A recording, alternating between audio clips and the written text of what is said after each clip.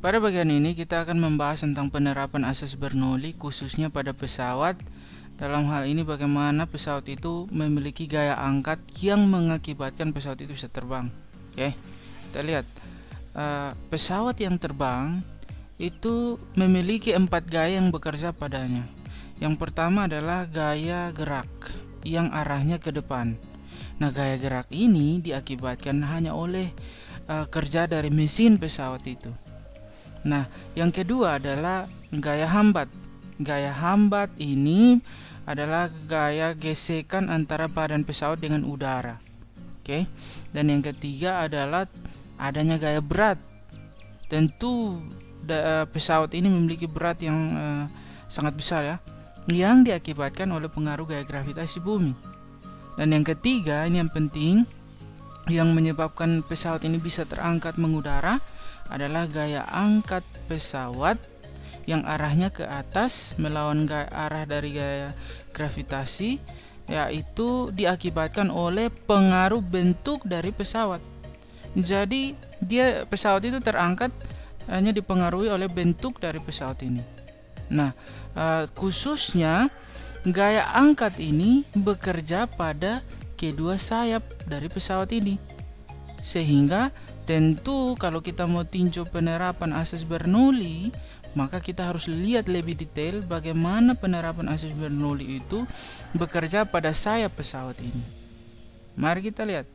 Ini adalah penampang dari sayap pesawat yang kita ambil untuk membantu kita memahami tentang gaya angkat pesawat yang merupakan penerapan dari asas Bernoulli. Jadi ini penampang sayap pesawat, salah satu sayap. Nah, perhatikan kalau kita lihat pesawat dalam kondisi maju ke depan, maka pada bagian sayapnya udaranya akan terbagi dua, yang satu ke bagian atas, udara yang lewat juga ada di bagian bawah. Jika V1 ini kita anggap sebagai kelajuan udara di bagian bawah sayap pesawat, oke. Kemudian ada V2 yang adalah kelajuan udara di bagian atas pesawat. Nah, para pembuat pesawat ini harus mendesain pesawat ini sehingga bagian atasnya ini udaranya menempuh jarak yang lebih jauh dibanding di bagian bawah ini. Oke. Jarak yang jauh ini dalam serang waktu yang sama mengakibatkan kecepatan aliran udara di bagian atas atau V2 ini jauh lebih cepat daripada kecepatan aliran udara di bagian bawah sayap pesawat atau V1.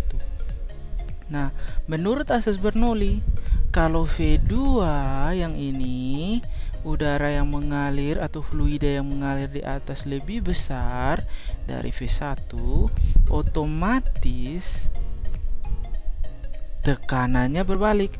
Maka tekanan di 2 yang udaranya mengalir cepat lebih kecil dibanding tekanan di bawah yang mengalir lebih lambat. Oke, maka tekanan di atas ini lebih kecil dari tekanan di bawah.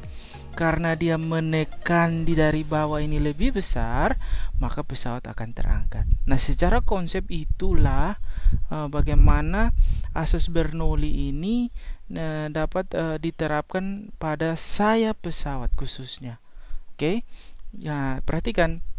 Kalau kita tinjau secara persamaan, kita masukkan persamaan asas Bernoulli, tentu P1 rho GH1 tambah 1/2 rho V1 kuadrat sama dengan P2 tambah rho GH2 tambah 1/2 rho V2 kuadrat. Ini persamaan lengkap dari asas Bernoulli ya. Nah, perhatikan bahwa kita menganggap hanya atau ketinggian dari kedua permukaan pesawat ini dibandingkan dengan badan pesawat yang besar itu tidak ada apa-apanya. Jadi kita anggap bahwa H1 dan H2 ini sama, sehingga dapat kita coret ya. Oke, sehingga dapat kita coret untuk H1 dan H2.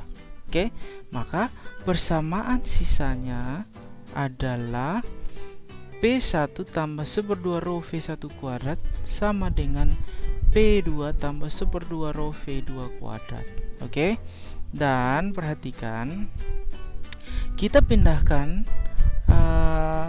P2 ini supaya sama, variabelnya sama, kita pindahkan P2 ini ke bagian ruas kanan, kiri, dan 1/2 rho V1 ini kita pindahkan ke ruas kanan sehingga persamaannya menjadi P1 kurang P2 sama dengan 1/2 rho dalam kurung V2 kuadrat kurang V1 kuadrat. V1 pindah ke sebelah jadi minus. Nah, maka perhatikan, karena yang ditanya adalah gaya, maka kita rubah. Ingat bahwa tekanan sama dengan gaya perluas penampang, ya kan? Maka kita rubah P1 menjadi F1 bagi A dan dikurang dengan F2 bagi A sama dengan 1/2 rho V2 kuadrat kurang V1 kuadrat. Maka kita pindahkan A-nya ini ke ruas kanan, maka A-nya ada di sini, maka persamaannya menjadi F1 kurang F2 sama dengan 1/2 rho A kali V2 kuadrat kurang V1 kuadrat. Nah, F1 kurang F2 merupakan selisih gaya. F1 tentu lebih besar dari F2 karena tekanan di 1 ke atas ini jauh lebih besar dari tekanan ke bawah. Oke, sehingga F1 kurang F2 ini merupakan besarnya gaya angkat pesawat yang dialami oleh seluruh badan pesawat, walaupun yang dikenai gaya angkatnya hanya bagian kedua sayapnya. Oke, perhatikan, ini merupakan persamaan gaya angkat pesawat, dan F1 kurang F2 merupakan gaya angkat pesawat. Kemudian ada rho yang merupakan massa jenis udara yang lewat di bagian atas dan bagian bawah sayap pesawat. Oke, massa jenis udara. Dan perhatikan ada A di sini merupakan luas permukaan dari sayap pesawat, khusus luas permukaan dari sayap pesawat. Oke, sekarang kita masuk bagian berikut. Jadi pesawat ini supaya dia dapat mengudara ada beberapa syarat, ya, atau supaya dia bisa terbang, ya. Pertama adalah gaya angkat pesawat otomatis harus lebih besar dari berat pesawat supaya bisa dia terbang. Yang kedua, laju pesawat harus makin besar untuk memperbesar gaya angkat pesawat. Tujuan laju pesawat semakin besar adalah supaya aliran udara yang mengalir di bagian atas dan bawah sayap pesawat itu perbedaannya semakin besar sehingga gaya angkatnya semakin besar. Oke. Yang berikut, ukuran sayap pesawat harus besar sehingga gaya angkatnya juga besar. Maka A yang tadi itu harus lebih besar. Kita masuk contoh soal. Jadi sebuah pesawat terbang mempunyai sayap dengan luas permukaan sayap adalah 80 meter persegi, bergerak dengan kecepatan tertentu. Jika kelajuan aliran udara di bagian atas dan di bagian bawah sayap berturut-turut adalah 340 meter per sekon dan 300 meter per sekon, jika massa jenis udara adalah 1,3 kg per meter pangkat 3, besar gaya angkat pesawat terbang tersebut sebesar titik Newton. Oke, coba kita buat diketahuinya. Diketahui yang pertama, A atau luas sayap pesawat adalah 80 meter persegi. Kemudian VA atau kecepatan aliran udara di atas sayap pesawat, A ini atas, adalah 340 meter per sekon. Sedangkan di bagian bawah kecepatan aliran udaranya adalah 300 meter per sekon.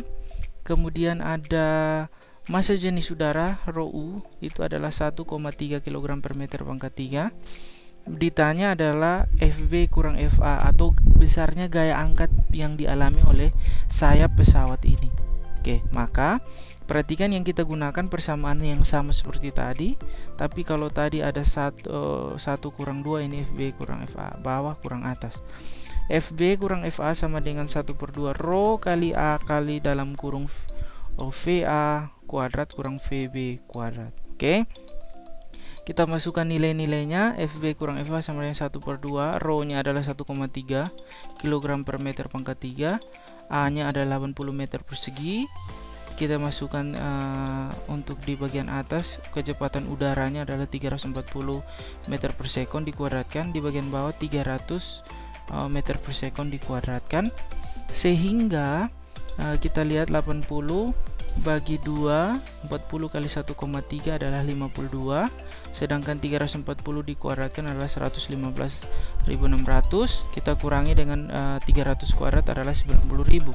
Maka hasilnya adalah ini kurang ini, atau 115.600 kurang 90.000 adalah 25.600. Oke, kali dengan 52 itu adalah 1.331.200 Newton. Oke, jadi ini adalah besar gaya angkat pesawat. Bayangkan begitu besarnya gaya ke atas. Kenapa? Karena ukuran dari sayap pesawat itu juga sangat besar, yang dapat mengimbangi berat dari pesawat itu yang kita tahu sangat berat. Oke, demikian penjelasan contoh soal.